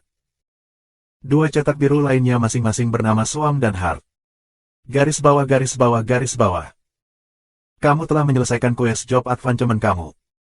Kemajuan pekerjaan berhasil. Kamu mendapat pekerjaan baru, mekanik trainee. Plus 50 energi, 1 DEX, 4 INT, 1 END, plus 3 stat penugasan, plus 1 talent point. Kamu belajar perbaikan teliti. Kamu belajar peningkatan sedang. Tanda pisah tanda pisah tanda pisah tanda pisah. Perbaikan dan peningkatan, 2 keterampilan inti seorang mekanik, akhirnya berkembang. Mechanic trainee adalah tahap ketiga dari pekerjaan mekanik, tetapi EXP yang diperlukan untuk mencapai LFV 1 tidak banyak karena pekerjaan itu memiliki level maksimum 15. Han Xiao memperoleh 3 poin stat sekaligus. Level totalnya adalah 34, dan seperti biasa, dia melempar semua poin stat yang didapat ke intelijen. Han Xiao masih memiliki sisa EXP. Dia berpikir sejenak sebelum memutuskan untuk memutakhirkan Continuous Gliding Shots. Keterampilan ini telah membantunya berkali-kali, dan mekanika tidak memiliki keterampilan pertempuran, sehingga setiap keterampilan aktif penting bagi mereka. Selain itu, ia tidak terburu-buru untuk meningkatkan kelebihan karena efek LFV, satunya cukup kuat untuk saat ini. Tembakan meluncur berkelanjutan dinaikkan ke LFV 4, dan efeknya diperkuat. Namun, pada saat yang sama, ia akan mengkonsumsi 8 energi. Han Xiao sekarang memiliki hampir 900 energi, lebih dari cukup untuk dibelanjakan pada keterampilan ini. Dia sekali lagi menghabiskan semua XP-nya. Dia telah menghabiskan sejumlah besar EXP dengan imbalan peningkatan kemampuan bertarungnya. Peringkat energi T3L4 Nge 4 nanogram karakternya melebihi angka 500, dan ketika dia berkoordinasi dengan mesinnya, itu akan mencapai hingga 700. Dia sekarang bisa mengalahkan Pan Kuang dengan mudah jika mereka bertarung lagi tanpa bantuan kartu pemanggilan karakter Norsa. Dengan sejumlah besar uang di dompetnya, Han Xiao bisa menghabiskan banyak uang. Dia membeli batch baru komponen mekanis dari Fabian Company. Dalam satu hari, menggunakan keterampilan dari kemajuan pekerjaannya, Han Xiao meningkatkan semua peralatannya dan membuat cetak biru untuk item baru. Electromagnetic Hover Boots tampak seperti sepasang sepatu bot logam. Tumit dan Sol memiliki perangkat khusus yang dapat memanfaatkan medan elektromagnetik untuk mengurangi gesekan permukaan. Kekuatan yang dihasilkan oleh baterai berenergi tinggi di dalam sepatu bot. Pengguna dapat meluncur dan meluncur di permukaan apapun, seolah-olah seluncur es, pada kecepatan yang sangat tinggi yang sebanding dengan mobil. Baterai dapat memasok energi yang cukup untuk menjalankan boot pada output daya maksimum selama 20 menit. Han Xiao kemudian mengecat sepatu bot itu dengan garis-garis perak dan hitam, dan sepatu itu tampak gaya. Selain itu, ia dengan nyaman menambahkan rajutan yang nyaman, bantal kenyal, dan eksterior kulit untuk sepatu bot. Sepatu bot itu sekarang nyaman dipakai setiap hari. Seseorang tidak perlu mengubahnya menjadi mereka hanya selama pertempuran. Segera, perwakilan Rothschild mengunjunginya.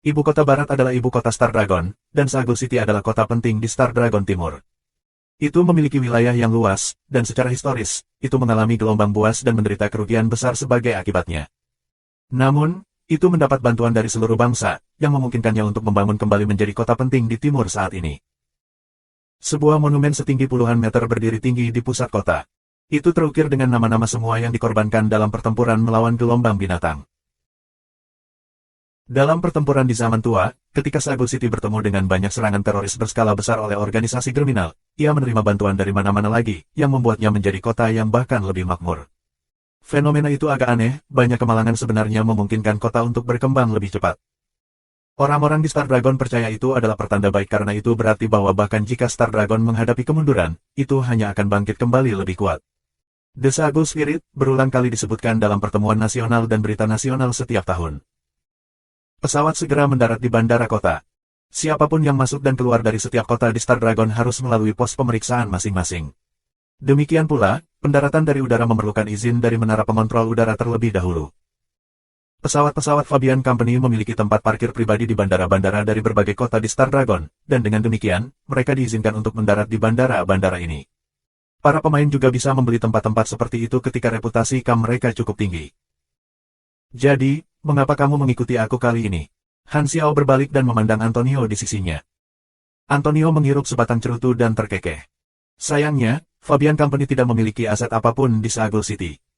Kami tidak punya pilihan selain menyediakan pesawat kargo sebagai bengkel dan gudang sementara kamu. Petik 2. Aku mengerti. Han Xiao mengerti. Tiba-tiba, dia menjadi frustrasi karena dia menyadari itu berarti bahwa Fabian Company tidak punya mobil untuk dipinjam. Dia berada puluhan kilometer jauhnya dari River Valley Manor. Kecuali aku harus menggunakan beberapa trik lama. Apakah aku benar-benar harus melakukan tindakan mencuri mobil yang amodal dan terlarang? Dia masih memiliki tons, tetapi jika dia mengendarai mobil di jalanan, beberapa lusin mobil polisi dan kendaraan ops khusus akan mengikutinya dalam waktu kurang dari 10 menit. Seperti pepatah lama, ketika kamu memiliki masalah, cari solusi untuk publik. Han Xiao segera meminjam mobil dari anggota masyarakat yang baik hati. Setelah dia melewati pos pemeriksaan dan meninggalkan kota, dia langsung menuju ke Manor. Itu adalah hutan kecil dengan sungai 20 km sebelah utara Saagul City. Hanya hewan liar berukuran sedang hingga kecil yang tinggal di hutan ini, jadi itu tidak terlalu berbahaya. Han Xiao menemukan Manor di petanya. River Valley Manor terletak di hutan di tepi sungai. Itu sore ketika mobil melaju ke hutan. Matahari sore yang malas menyinari sinarnya di antara pepohonan, mewarnai hutan dengan suasana damai. Suara mesin itu menakuti beberapa rusa yang sedang tidur. Han Xiao tiba-tiba mendengus melalui hidungnya. Dia mendeteksi bau menyengat. Setelah dengan cepat menyaring aroma dekomposisi dan kotoran burung dalam ingatannya, dia tiba di ingatannya tentang aroma yang sama. Cahaya menyala di mata Han Xiao. Ini adalah aroma bubuk senjata. Pertempuran terjadi di sini belum lama ini. Untuk menghindari kesalahpahaman, Han Xiao memarkir mobilnya dan mengeluarkan peralatannya sebelum dia mulai berjalan menuju rumah. Dia tampak seperti musisi yang tertekan yang membawa kotak gitar dan berkeliling, tetapi pada kenyataannya, kotak gitarnya menyimpan senapan sniper yang terlipat dan lengan mekanik yang ringan. Berserk Eagles dan majalahnya disembunyikan di dalam pakaiannya, baju zirah yang dikontrol magnetis di sekeliling tubuhnya, parangnya yang bisa dilipat di balik kemejanya, sarung tangan gigi seri termolistrik yang tidak aktif di tangannya, dan sepatu bot elektromagnetik perak yang melayang di kakinya. Sepatu bot itu tampak seperti sepasang sepatu bot biasa dengan bagian luar kulitnya, orang tidak akan menemukan bagian logam di dalamnya tanpa menekannya dengan tangan. Meskipun dia tampak bersenjatakan gigi, dia tidak membawa pisau pengiris angin, tons, atau rover generasi kedua. Setelah berjalan sebentar, tanda-tanda pertempuran yang jelas muncul di lingkungan Han Xiao. Ada bekas ledakan, kartrit kosong, jejak ban, dan bahkan abu lebih dari satu kendaraan yang terbakar di tanah. Itu adalah pertempuran yang menghancurkan. Han Xiao sudah bisa melihat istana. Sama seperti Han Xiao siap untuk berjalan, dia tiba-tiba berhenti. Pada saat berikutnya, sebuah lubang peluru muncul di tanah di depannya, itu dibuat oleh senapan sniper. Jika dia telah melangkah maju sebelum ini, itu akan menembak kakinya. Itu adalah tembakan peringatan. Tembakan itu datang dari arah Manor. Han Xiao membungkuk untuk menggali cangkang peluru dari tanah. Itu adalah putaran yang menusuk baju besi. Orang-orang di River Valley Manor mungkin adalah semua teman, jadi ini hanya tembakan peringatan. Kalau tidak, penembak jitu akan bertujuan untuk tanda vitalnya. Saat Han Xiao menyelesaikan pemikiran ini, dia mengeluarkan koin coklat tua, mengangkatnya, dan melambaikannya ke udara. Penembak jitu di Manor pasti bisa melihatnya melalui ruang lingkup mereka. Koin itu telah diberikan kepadanya oleh Antonio sebelum dia pergi. Dia mengatakan bahwa itu dapat digunakan untuk menjamin identitasnya. Setelah menunggu sekitar 1 menit, Han Xiao melangkah maju lagi. Memang, tidak ada yang menembaki dia kali ini. Dia kemudian berhasil tiba di gerbang Manor dan menyadari bahwa pertahanan luar Manor telah sangat diperkuat. Dinding luarnya memiliki banyak pelat logam, yang dengan ketat melindungi bagian dalam Manor. Ada bekas ledakan sebelumnya di lempengan logam itu. Han Xiao berjalan masuk setelah gerbang dibuka. Tata letak istana disajikan di depan matanya, itu menempati ruang yang sangat besar dan dibagi menjadi lapisan dalam dan luar. Lapisan luar terdiri dari segala macam struktur pertahanan, dan tentara bayaran bersenjata sibuk berpatroli di sekitar area. Mereka berbicara dan bergosip keras dan bersemangat, tidak seperti tentara biasa yang sebagian besar diam. Mereka jelas kurang disiplin. Lapisan bagian dalam hanyalah pusat Manor, rumah besar dengan taman dan air mancur. Pagar hitam mengelilingi mansion, dengan jelas membatasi area antara lapisan dalam dan luar. Orang bisa melihat, melalui pagar, bahwa tidak ada seorang pun di mansion atau taman, seolah-olah tidak ada yang tinggal di sana. Pendatang, kamu seorang pembunuh, kan? Petik 2. Seorang pria kulit hitam penggemar berteriak ke Han Xiao dari samping. Itu adalah orang yang telah membukakan pintu untuknya. Tanpa menunggu Han Xiao menjawab, pria kulit hitam itu berteriak ke walkie-talkie-nya, "Chen Li, ada pembunuh baru di sini. Cepat datang dan jemput dia."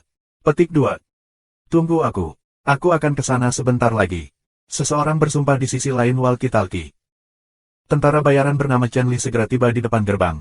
Dia memberi jari pria hitam itu sebelum dia memandang Han Xiao untuk menaksirnya. "Ayo, ikuti aku." Han Xiao mengikuti Chen Li ke sisi tenggara Manor. Dia mendapat penjelasan singkat tentang struktur pertahanan istana dari Chen Li selama perjalanan ini. Puri itu memiliki 3 sisi menghadap ke tanah, dan sisi barat menghadap sungai. Penyerang berpotensi menyerang menggunakan speedboat, tetapi mereka akan menjadi sasaran empuk jika muncul di sungai. Jadi, bagian depan sungai adalah sisi yang paling mudah untuk dipertahankan. 2 sisi pertahanan lainnya berada di sisi tenggara dan timur laut. Seluruh struktur pertahanan berbentuk segitiga. Chen Li mengawasi semua tentara bayaran yang ditempatkan di sisi tenggara. "Pembunuh macam apa kamu?" tanya Chen Li. "Penembak jitu." "Itu bagus. Kami membutuhkan penyerang jarak jauh." Sebelumnya, seorang pembunuh yang hanya tahu bagaimana menyelinap serangan dari jarak dekat dikirim ke sini. Dia tidak bisa lebih berguna. Petik 2. Han Xiao berbalik dan melirik rumah besar di tengah sebelum dia mengajukan 3 pertanyaan kunci dalam benaknya. Siapa sebenarnya yang kita lindungi? Berapa lama kita akan bertahan di sini? Siapa musuh kita? Petik 2. Mungkin setiap pendatang baru mengajukan pertanyaan yang sama, Chen Li menjawab dengan cepat dan lancar. "Bos kami tidak mengatakan berapa lama lagi kami harus bertahan. Bagaimanapun, jika kita tidak bisa bertahan lagi, aku akan menjadi orang pertama yang mengungsi. Aku tidak peduli berapa banyak mereka membayar aku tidak akan menjadi umpan meriam. Aku tidak yakin siapa musuh mereka. Terkadang, kita akan diserang di siang hari, di waktu lain, di malam hari, kami diserang setiap beberapa hari. Akan selalu ada musuh baru yang menyerang kita. Dan untuk siapa kita melindungi, hehehe." Chen Li tiba-tiba tertawa dingin sebelum melanjutkan. "Aku dengar target bersembunyi di mansion, tetapi mereka belum pernah muncul sebelumnya. Tugas itu melarang kita memasuki mansion. Bisa jadi mansion itu hanya cangkang kosong, dan kami tidak melindungi siapapun. Apapun motif majikan, selama dia membayar aku baik-baik saja." Petik 2. Sebuah rumah kosong, melindungi seseorang yang belum pernah muncul sebelumnya, panggilan kelompok yang ambigu, musuh dari sumber yang tidak diketahui. Semua faktor ini, terkait bersama, memberi Han Xiao perasaan aneh yang tidak bisa diungkapkan dengan kata-kata.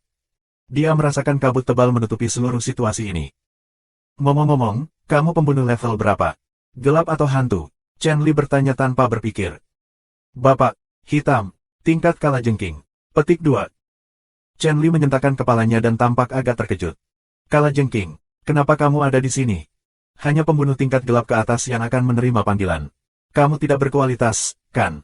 Petik 2. "Aku sudah di sini. Levelku sudah tidak penting lagi." Han Xiao tidak tertarik menjelaskan dirinya kepada tentara bayaran. "Aku dapat melakukan apapun yang aku inginkan dan tidak perlu menjelaskan diri aku kepada kamu. Pada dasarnya, bertingkahlah seperti milik kamu. Meskipun kamu hanya setingkat kalajengking, kamu adalah penembak jitu yang bisa kita lakukan. Selama kamu bisa mengenai musuh dengan senapan sniper kamu, kami baik-baik saja." Petik 2. Chen Li kemudian mengerutkan kening saat dia menunjuk ke suatu daerah di kejauhan dan berkata, "Bisakah kamu melihat 3 benteng di sana? Kamu akan pergi ke yang tengah. Saudara Hornet akan mengatur untuk kamu." Petik 2. Han Xiao memandang daerah itu. 3 benteng berada di titik persimpangan garis pertahanan tenggara dan timur laut, dan mereka berada di titik teratas dari struktur pertahanan segitiga. Posisi ini membantu penembak jitu memaksimalkan bidang penglihatan mereka dan, karenanya, jarak tembak. Tetapi kerugiannya adalah posisinya terlalu mencolok. Ketika musuh menyerang, mereka akan mencoba menjatuhkan sniper terlebih dahulu. Untungnya, dinding benteng dipersenjatai dengan banyak senapan mesin dan peluncur roket, mereka adalah tempat yang paling terlindungi. Han Xiao tidak keberatan dengan pengaturan itu. Sebelum dia memicu setiap pencarian di antarmuka, dia cukup cuek dengan semuanya. Han Xiao berjalan ke benteng tengah dan naik ke lantai paling atas. Dia kemudian melihat 2 pria yang membawa senapan sniper di tangan mereka dan tidur di dekat dinding. Ketika mereka mendengar langkah kaki Han Xiao, mereka dengan cepat membuka mata mereka dan melihat ke atas. Orang bisa mengatakan bahwa mereka adalah pembunuh dari disposisi sedingin es mereka. Salah satu dari mereka tinggi sementara yang lain pendek, dan wajah mereka terlihat mirip. Mereka tampaknya bersaudara Hornet seperti yang disebutkan oleh Chen Li. Pendatang baru, yang jangkung itu berbicara dengan acuh tak acuh. Nama kode, level, kemampuan. Alis Han Xiao berkerut. Bapak, hitam, Scorpion, sniper. Petik 2.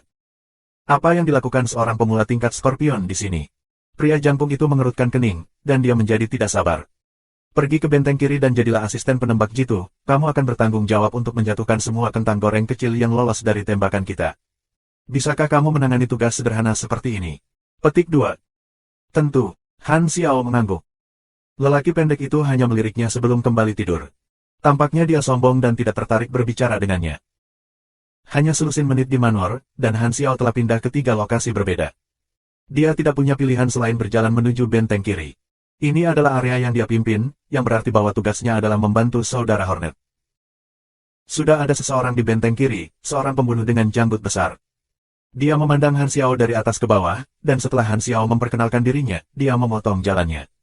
Tingkat kalajengking. Kamu akan mengambil sisi kiri sementara aku mengambil sisi kanan. Petik 2.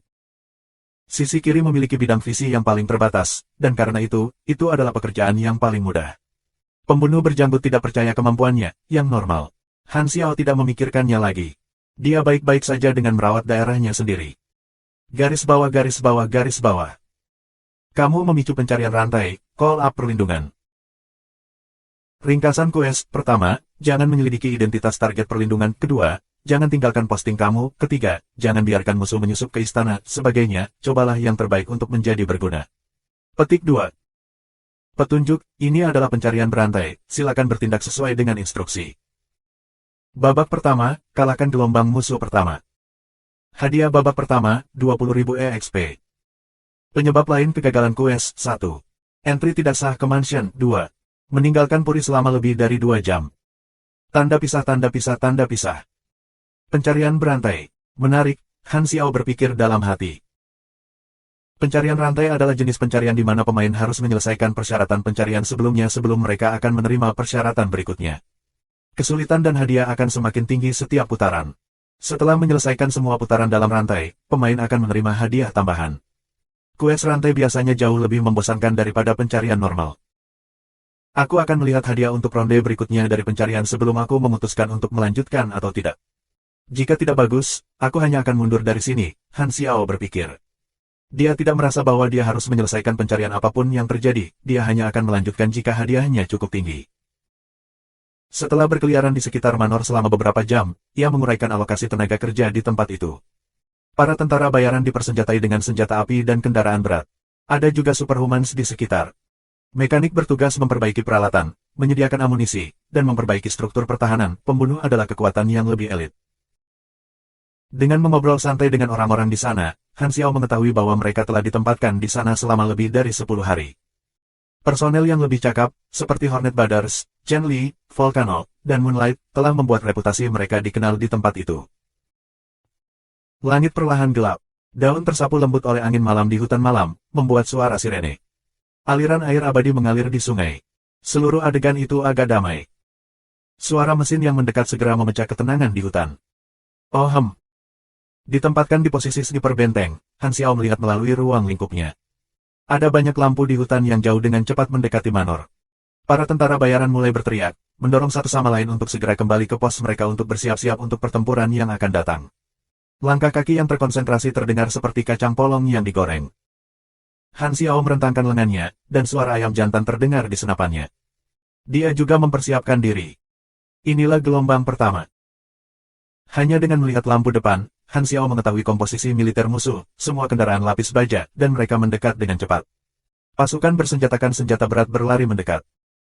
Saat berikutnya, tentara bayaran di Manor mulai menembak. Senapan mesin berat meledak dan menderu terus-menerus. Kilatan api pada moncong menjadi sumber cahaya yang menarik perhatian di antara kegelapan malam. Han Xiao melirik sejenak, dan segera, pikirannya tenang. Musuh memiliki jumlah terbatas dan daya tembak rata-rata, sehingga mereka tidak akan bisa menembus tirai putaran senapan mesin yang dibuat oleh tentara bayaran. Pong! Tembakan sniper terdengar dari benteng pusat, mereka datang dari saudara Hornet. Kedua tembakan itu sangat akurat, tepat mengenai sasaran. Han Xiao memandang daerahnya dan menyadari bahwa itu memiliki jangkauan penglihatan dan sudut pandang yang terbatas. Kemungkinan besar, hanya musuh-musuh yang menyelinap melalui jaring yang secara tidak sengaja akan menerobos ke daerah ini. Namun, kebetulan saja tim musuh kecil telah menyusup ke tempat ini. Dia mengangkat Red Falcon-nya sebelum membidik ruang lingkup dan menembak. Tembakan itu menembus leher banyak musuh sekaligus, memompa banyak kabut darah. Pria janggut besar awalnya skeptis dengan kemampuan Han Xiao, tetapi setelah melihat beberapa saat ketika dia tidak sibuk, dia diam-diam terkejut dan tahu bahwa dia tidak lagi harus khawatir tentang Tuan Hitam ini. Karena Han Xiao telah membuat setiap satu tembakan. Karena itu, dia berhenti berbalik untuk mengawasi Han Xiao dan meninggalkan area itu sepenuhnya untuknya dengan nyaman. Pertempuran hanya berlangsung setengah jam, dan musuh menderita kerugian besar. Mereka bahkan tidak berhasil mencapai 200 meter dari istana. Han Xiao berhasil mengalahkan 9 musuh secara total. Garis bawah garis bawah garis bawah. Babak pertama selesai. Kamu mendapatkan 20.000 EXP. Ubah persyaratan quest. Persyaratan putaran kedua, mempertahankan Manor Lembah Sungai. Durasi, 3 hari. Hadiah, 80.000 EXP. Tanda pisah tanda pisah tanda pisah. Gelombang pertama terlalu sederhana, dan EXP yang dihadiahi tampaknya sangat sedikit. Namun kenaikan untuk putaran kedua tidak terlalu buruk. Han Xiao menggosok dagunya. Babak pertama menghasilkan 20.000 EXP, babak kedua memberi hadiah 80.000 EXP. Berdasarkan kenaikan ini, putaran ketiga mungkin menghasilkan aku 320.000 EXP, dan putaran keempat akan lebih dari 1 juta EXP. Berhenti, aku hanya bermimpi di sini. Petik 2. Tapi jujur, putaran ketiga setidaknya akan memberinya hadiah lebih dari 150.000 EXP. Han Xiao merasa itu adalah buang-buang waktu untuk melakukan putaran kedua, yang akan berlangsung selama 3 hari penuh, tetapi dia dengan cepat mengubah pemikirannya. Dia bisa tinggal di sana dan mendapatkan beberapa EXP dengan meminjam fasilitas dan bengkel dari mekanika di sana untuk memperbaiki peralatan tentara bayaran secara gratis. Han Xiao selalu menjadi pelaku. Begitu dia memutuskan, dia segera pergi ke area logistik untuk menemukan mekanik lokal. Mereka sebagian besar sudo mekanik yang telah mempelajari beberapa keterampilan perbaikan untuk pekerjaan sekunder mereka. Hanya ada 2 mekanik manusia super yang layak di sana. Kamu ingin membantu kami memperbaiki peralatan? Seorang tukang reparasi terkejut.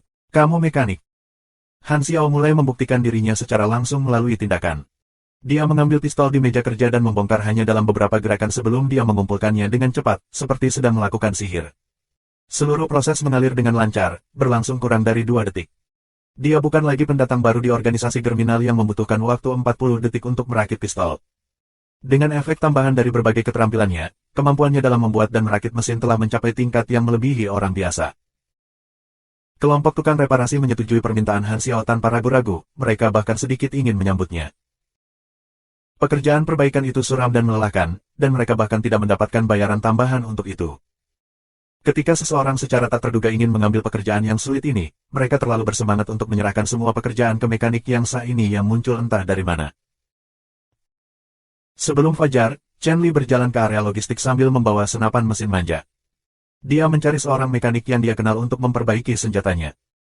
Wang Xi, bantu aku memperbaiki senapan mesin ini. Wang Xi adalah pria parubaya kurus. Dia mengenakan rompi dan sedang tidur di samping. Saat dia mendengar suara itu, dia membuka matanya dan menatap Chen Li. Tinggalkan senjatanya di sana. Aku akan memperbaikinya ketika aku bebas, katanya dengan sikap yang agak santai. Tolong cepatkan ini. Aku mungkin perlu menggunakannya pada hari itu. Petik 2. Wang Xi mulai tidak sabar. Baik, aku akan memperbaikinya untuk kamu nanti. Petik 2. Chen Li tidak punya pilihan selain menyerahkannya kepadanya. Meskipun Wang Xi pemarah, dia adalah seorang mekanik superhuman yang sah dengan keterampilan yang sangat baik. Hanya dia yang bisa membantunya karena dia tidak ingin senapan mesin rusak lagi pada saat kritis selama pertempuran berikutnya. Setelah Chen Li pergi, Wang Xi menutup matanya lagi dan kembali tidur siang. Setelah 5 menit, dia mendengar langkah kaki mendekat sekali lagi. Dia membuka matanya dengan tidak sabar sebelum dia menyadari itu adalah Chen Li lagi. Untuk apa kamu sangat cemas? Setelah aku punya waktu, aku akan memperbaikinya untuk kamu, jadi berhentilah menggangguku. Wang Xi jelas-jelas merasa jengkel. Anehnya, Chen Li menggelengkan kepalanya dan berkata, kembalikan senapan mesin kepada aku. Aku akan meminta orang lain untuk memperbaikinya. Petik 2. Wang Xi mengerutkan kening. Meskipun ia merasa terganggu dengan gangguan yang berulang-ulang terjadi pada Chen Li, dia tidak ingin senjata itu tidak berfungsi lagi. Lagi pula, dia juga ditempatkan di dalam manor. Keterampilan orang lain tidak cukup baik.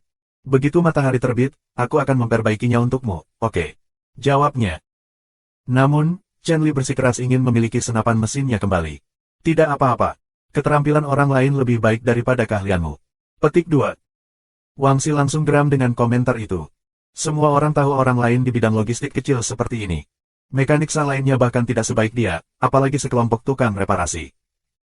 Siapa yang kamu coba tebing? Tapi Chen Li sangat ngotot.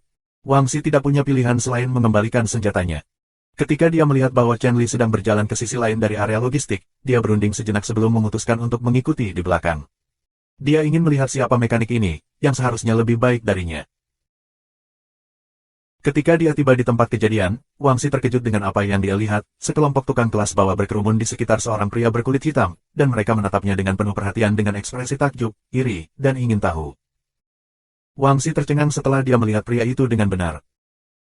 Pria berpakaian hitam menggerakkan tangannya dengan kecepatan kilat, seperti hantu, untuk mengoperasikan semua jenis peralatan dengan cepat. Itu sangat halus sehingga dia bahkan tidak perlu berhenti dan berpikir. Wang Xi belum pernah melihat teknik seperti ini, dia jelas seorang mekanik kelas atas.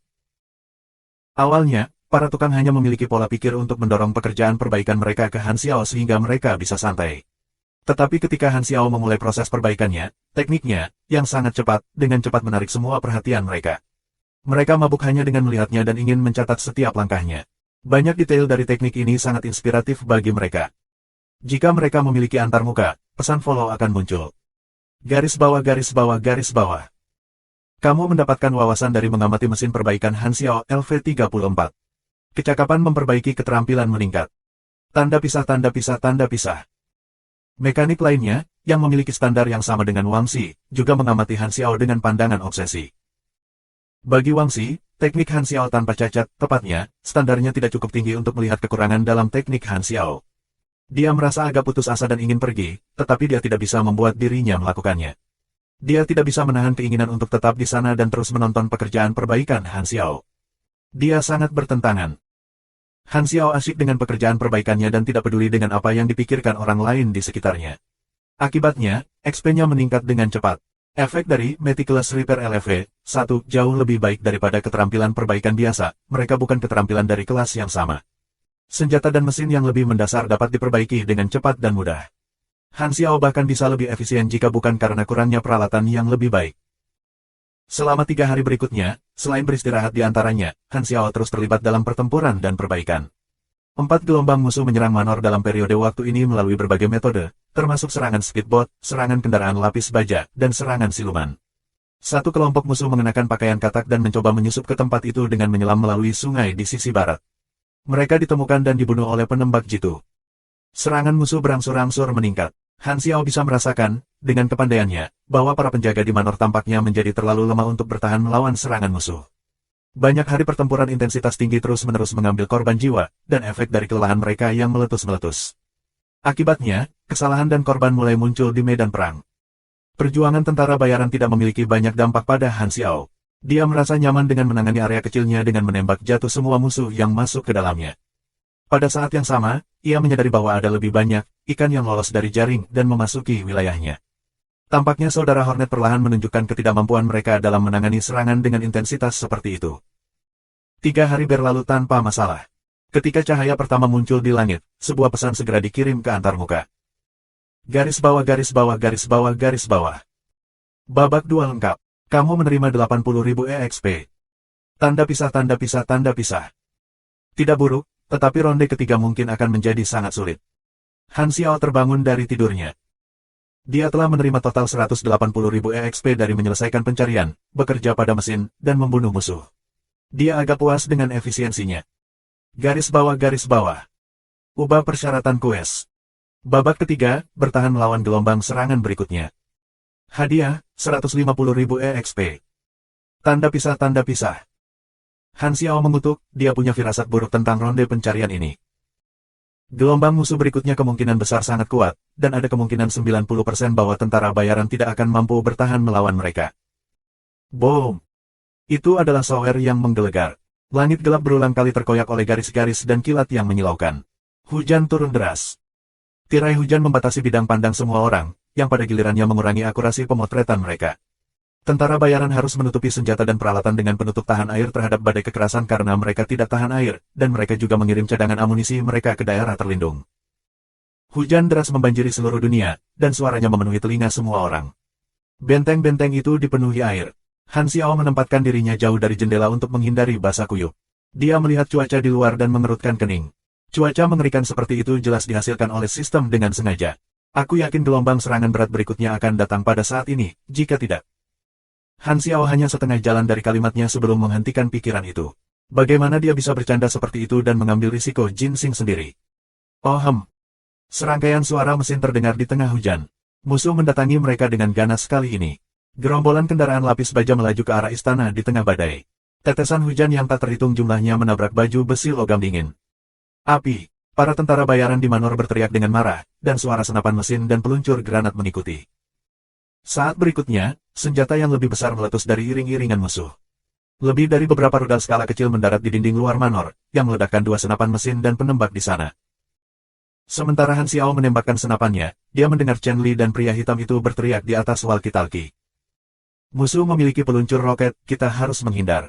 Pergi dan pukul mereka dengan senapan mesin dan granat kami. Petik 2. Penembak jitu cepat dan tembak. Jangan membuat aku meminta kamu. Cepat dan lakukan sesuatu. Petik 2. Lebih dari 20 kapal cepat muncul di sungai. Mereka yang ditempatkan di sisi barat, cepat pergi dan mencegat mereka. Jangan biarkan mereka mendekati pantai. Petik 2. Kotoran. Helikopter. Petik 2. Suara sayap berputar terdengar di langit. 2 helikopter tempur Y-5 Snake sedang menyerang dari atas.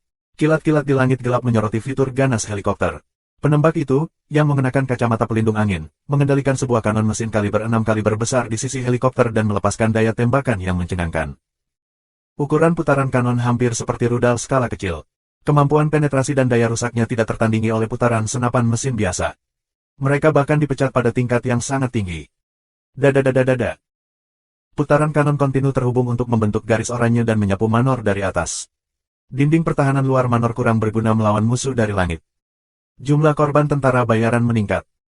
Suara-suara mengumpat, berteriak, menangis, hujan, senjata menembaki, dan raungan mesin membentuk simfoni pertempuran, sehebat yang menakutkan dan serapu demamnya. Helikopter adalah ancaman terbesar mereka. Beberapa penembak senapan mesin dengan cepat mengarahkan senjata mereka ke arah mereka. Namun, dengan hanya terbang lebih tinggi, helikopter Y-5 Snake dengan mudah keluar dari jangkauan senapan mesin. Putaran nyasar yang berhasil menyentuh helikopter tidak bisa menembus bagian luar lapis baja mereka.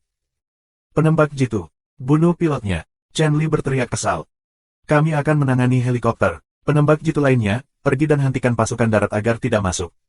The Hornet Brothers memberi perintah dalam jaring komunikasi dari benteng pusat. Setelah itu, mereka mulai menembaki helikopter. Bahkan dengan tirai hujan lebat, Han Xiao bisa melihat percikan api dihasilkan ketika putaran penembak jitu mendarat di baju besi luar helikopter. Jendela pilot dibuat kacamata anti peluru bermutu tinggi. Akan membutuhkan setidaknya 7 hingga 8 putaran untuk menembus. Han Xiao tiba-tiba merasa ada sesuatu yang salah. Dia dengan cepat memanggul senjatanya dan menjauh dari jendela sniping. Berani-beraninya kamu meninggalkan posmu tanpa izin, pria berjanggut besar itu geram dengan apa yang dilihatnya. Namun, dia hanya setengah jalan melalui kata-katanya ketika suara ledakan hebat menghentikannya. Dinding benteng meledak dengan hebat, dan pria berjanggut besar itu langsung terbentur oleh gelombang kejut dan mendarat di dinding lainnya. Lengannya benar-benar patah, dan dia menangis kesakitan. 2 helikopter Y-5 Snake dilengkapi dengan 4 rudal serangan udara, yang digunakan untuk langsung meledakkan 3 benteng. Benteng pusat dihantam yang paling berat, meledak menjadi puing-puing total, dan sebagai akibatnya, saudara Hornet terbunuh seketika. Daging mereka, bersama dengan debu dan batu bata yang hancur, dilempar keluar dari tempat oleh gelombang kejut. 3 benteng telah diledakkan. Tanpa ancaman penembak jitu, helikopter menjadi jauh lebih agresif, seperti anjing liar yang terangsang. Senjata besar itu membuat tentara bayaran bersembunyi di balik penutup, dan mereka bahkan tidak berani membuka kepala. Meskipun Han Xiao berhasil menghindari ledakan itu, dia terkena gelombang kejut. Dia tidak menderita banyak kerusakan. Namun, atap di atas kepalanya benar-benar meledak, dan hujan deras turun langsung ke daerahnya. Akibatnya, ia langsung terekspos di bidang visi musuh. Dia berada dalam situasi yang mengerikan. Musuh memiliki keunggulan darat, udara, dan laut. Istana itu diserang dengan 3 cara berbeda. Dia berbalik dan melirik pemandangan pertempuran yang mengerikan. Tentara bayaran tidak bisa bertahan lagi. Matanya tampak khawatir. Orang-orang di luar tidak bisa menahan serangan lagi. 2 pria sedang memandang keluar jendela pada pertempuran dari ruang tamu rumah besar di pusat River Valley Manor. Salah satu dari mereka memiliki kedua tangannya menekan ambang jendela, dia adalah orang tua botak. Dia mengenakan kacamata bingkai hitam, dan alis serta janggutnya benar-benar putih. Orang lain berdiri di belakang pria tua itu dengan posisi miring dengan tangan terlipat. Dia tampak seperti pria parubaya. Rambut hitam legam pendeknya disisir ke belakang, dan hanya ada sedikit uban di rambut di dekat pelipisnya. Satu-satunya hal yang tidak biasa tentang dirinya mungkin adalah disposisinya. Dia mengenakan senyum lembut di wajahnya, yang membuatnya terlihat agak ramah. Pria dengan watak lembut terkekeh. Sepertinya sudah waktunya bagiku untuk bertindak. Pria tua botak itu mengangguk. Kami telah bertahan begitu lama. Sena seharusnya memberantas semua pengkhianat di organisasi. Hidup aku tergantung pada kamu sekarang, teman lama aku. Petik 2. Pria yang lembut itu mengangguk dan bersiap untuk keluar. Tiba-tiba, dia menghentikan langkahnya dan melihat perubahan mendadak dalam situasi pertempuran. Sepertinya ada pria yang menarik yang baru saja muncul. Mereka tidak membutuhkan aku lagi. Petik 2. Pria tua botak itu terkejut dan melihat keluar jendela. Bersembunyi di dalam struktur pertahanan, Chen Li berteriak keras ke walkie-talkie-nya, apakah ada penembak jitu yang masih hidup? Tanpa menurunkan 2 helikopter, kita semua akan mati di sini. Petik 2. Tiba-tiba, sebutir peluru merah menembus tirai hujan dan menembakkan sabuk amunisi ke salah satu kanon mesin helikopter dengan sangat akurat. Putaran merah tua kemudian retak, dan nyala api meletus dari dalamnya dalam hujan deras. Babak dengan ledakan tinggi. Gas berwarna oranye yang tinggi mengisi setiap celah yang disentuhnya, dan ia bergerak melalui perpecahan antara bagian luar yang berlapis baja dan memicu sabuk amunisi. Helikopter, yang telah bertindak penuh kemenangan beberapa saat yang lalu, meledak pada saat itu juga ketika semua putaran kanon meledak sekaligus. Putaran ledak tinggi itu tidak kuat dengan sendirinya, tetapi ia memicu putaran kanon kaliber besar yang fatal, yang sama kuatnya dengan ranjau darat. Mereka yang ada di helikopter semuanya tewas. Bantalan bola terbang menembus leher pilot, dan darah terciprat ke jendela samping. Helikopter itu lepas kendali sebelum jatuh dari langit ke tanah. Kedua belah pihak bisa merasakan getaran keras di tanah. Di setengah reruntuhan benteng kiri, Han Xiao, yang menembakkan tembakan itu, memiringkan senapan snipernya untuk mengeluarkan kartrit yang masih merokok panas. Matanya serius dan tenang. Di saat kritis itu, dia telah memompa sejumlah besar EXP ke sniping, sehingga naik ke LV 9.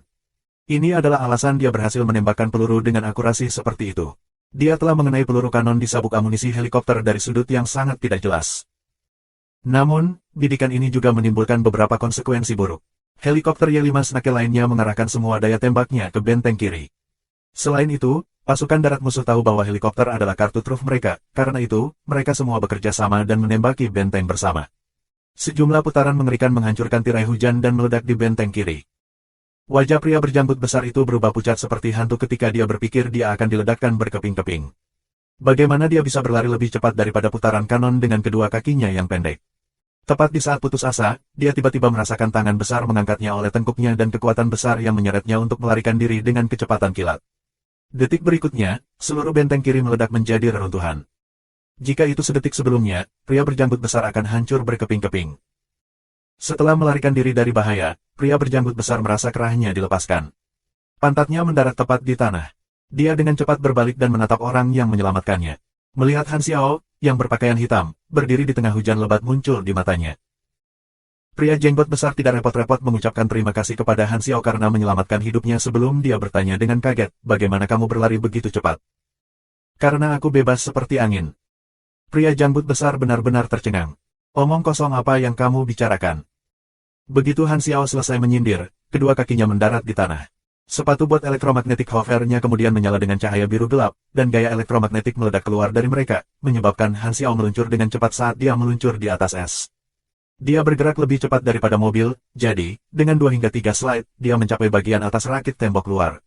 Sangat mengherankan tentara bayaran, Han Xiao berlari cepat ke kiri dan ke kanan seperti kilat berwarna gelap di rakit dinding, tidak ada musuh yang bisa secara akurat menguncinya.